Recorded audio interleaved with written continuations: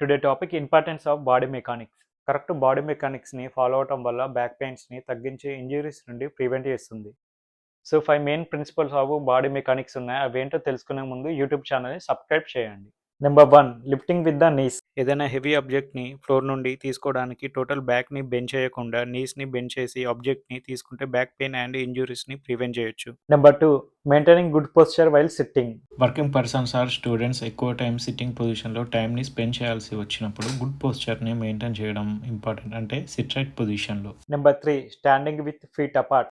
2 ఫీట్స్ని shoulder level డిస్టెన్స్లో place చేసి నిల్చోవడం వల్ల లాంగ్ స్టాండింగ్ చేయాల్సిన టైంలో బ్యాలెన్స్ తప్పి పడిపోకుండా యూజ్ అవుతుంది. Number 4, aligning the body when moving or turning.